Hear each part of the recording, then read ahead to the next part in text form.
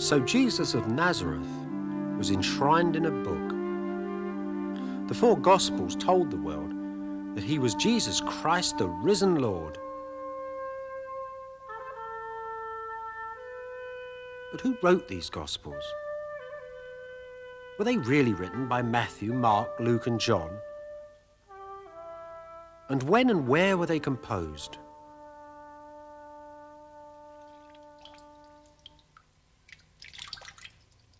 One of the very oldest traditions of the Christian church tells us that St. Mark took water from this spring and that he used the water to mix the ink to write his gospel, and that he wrote his gospel here to the dictation of St. Peter the fisherman. This old cave is cut in the cliffs high above the site of ancient Antioch, right at the tip of modern Turkey. Church traditions say that this little grotto is actually the oldest church in the world.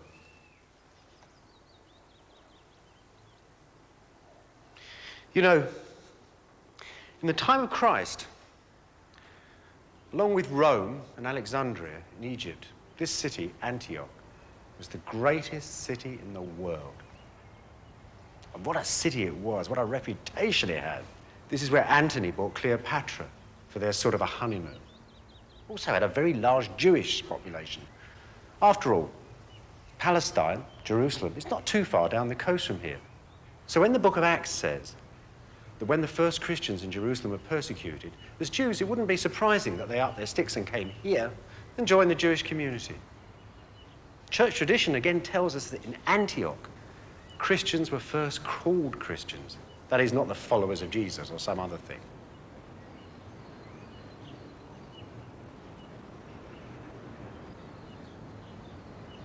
So you see, old Antioch has a very important place in early Christianity. That lovely story of St. Mark and his ink could well be true. The trouble with that is that there's an equally strong tradition that says that what St. Mark really did was went to Rome with St. Peter, and there it was that Peter dictated his gospel. And then, after Peter was martyred, the story says that Mark then travelled to Alexandria where he wrote the final draft of his gospel. So, for every single tradition, and strong tradition, there's an equally strong contradictory one about who wrote these gospels. Add all those contradictory traditions together, though, and what you soon see is Christianity spreading very quickly through the Roman Empire.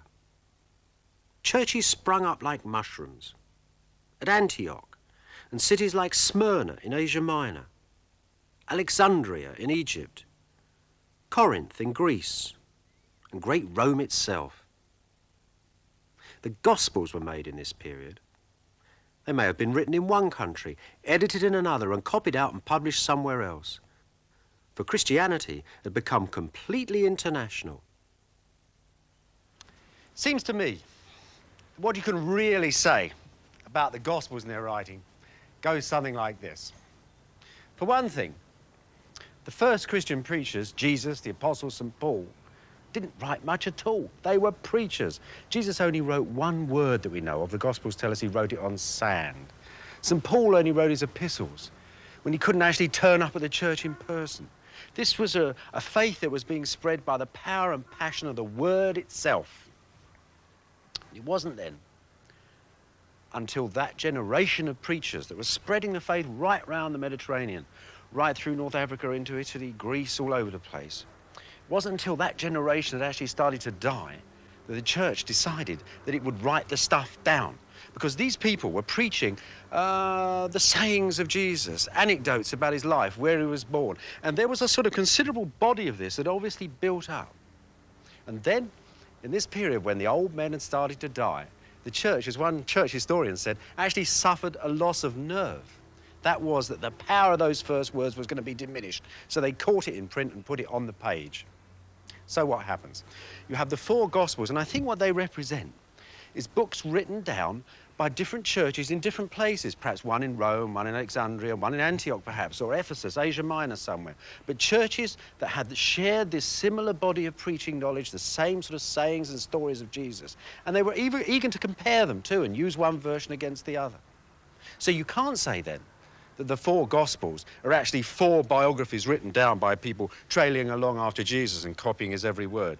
But you can say that they are the most authentic witnesses of that amazing wash of faith that was going right through the Mediterranean.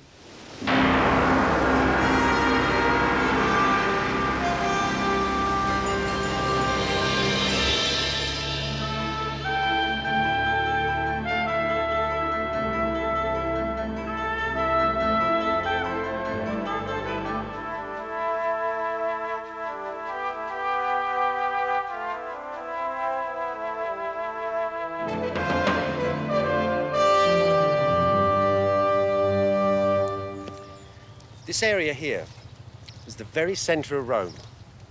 The area that is between the great palaces of the emperors on the hill and the Senate house over there. Roman Senate that controlled the actual empire. This little area in the middle was packed with monuments. Monuments that went back hundreds and hundreds of years. Next to the Senate house was a little round hole. That was called the navel of the universe.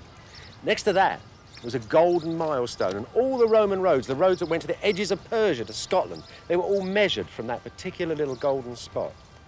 And the touching thing about the middle of this empire, and the thing that's really quite moving when you come here, is actually how small it is. Actually, after all, it started as a marketplace hundreds of years ago. It's a little place where the people of Rome, the little villagers of Rome, could come and flog their cheeses. This was the place, even at the height of empire, where Julius Caesar actually was cremated in that area there. You know, the great speech of Mark Antony, where he roused the Roman populace, that took place here. That was a very little local event between Roman people. So if you were a foreigner then, had something to sell, or religion to offer the world, you would have come here. That's why Peter and Paul came here. They came here to sell the Romans Christianity. It would have been a very difficult job. These Romans were clever people. They inherited all the Greek philosophers. There were Stoics here. There were followers of Aristotle, Plato, people like that. These Middle Eastern guys turning up, talking about salvation, about the end of the world, about a God full of love, would have passed them by completely. And in fact, it took Christianity hundreds of years to conquer the minds of those sort of people.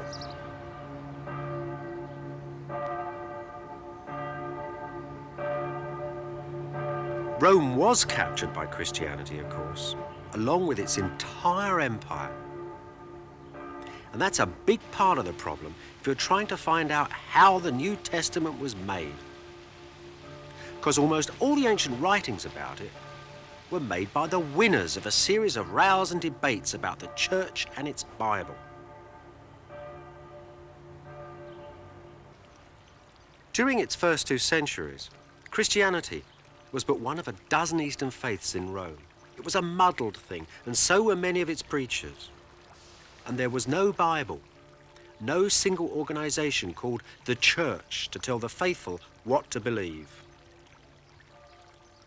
That the Christianity that we know today ever emerged at all was a close-run thing.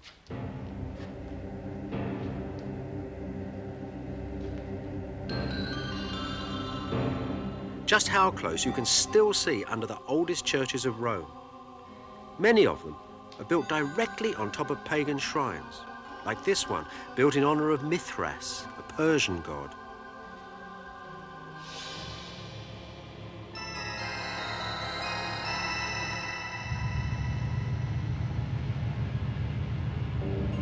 The most evocative of all these Eastern shrines at Rome, where you can really get the feeling of their strange lost world, is a little-known basilica that was found just a few years ago, deep under Rome's main railway line.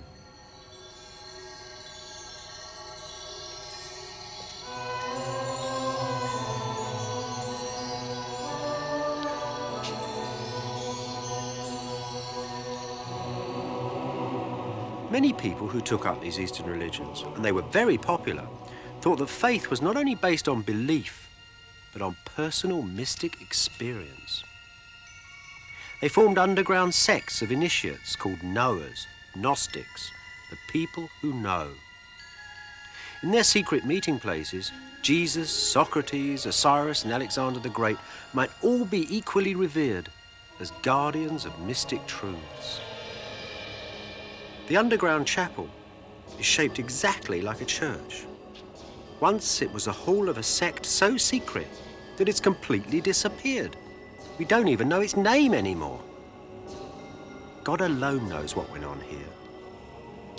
These places had their origins in the halls where mystery rites took place, where people were initiated with drugs and terrifying physical ordeals. And yet, if Jesus of Nazareth had turned up in here, people would have greeted him as a great teacher, a fighter against evil and darkness. All these strange rituals, these lovely Gnostical ideas, might seem innocent enough in themselves. You think, well, you know, Christians could come in here and accept part of this. After all these ideas of lightness and dark and good and evil, they're even in the Bible. You might think this is an innocent enough place. Consider what happened to lots of Christians. Some of them, for example, Gnostic Christians, would take up eating very special diets. They'd think that food itself was divided into good and evil, into light and dark. So you'd only actually eat good food, light food, drink white wine. Cucumbers were a very fashionable food. The way I suppose when you cut them, slice them around the edge, they flash in the sun and they're full of light and water. So you'd eat lots of cucumbers. And your theory, of course, would be verified because it would go through your body and the wicked sin will come out as excrement. And, of course, the light will come out in orgasm as semen. So your Gnostic Christians, and lots of them were doing this, were having orgiastic rituals in their churches, drinking the semen, anointing statues and each other with it as part of the love of God itself. That's a fairly shocking idea to modern Christians. And, of course, St. Paul himself differentiates between sacred and profane love. But it was a difference that wasn't nearly so apparent in ancient Rome, and lots of Christians went down the Gnostic path.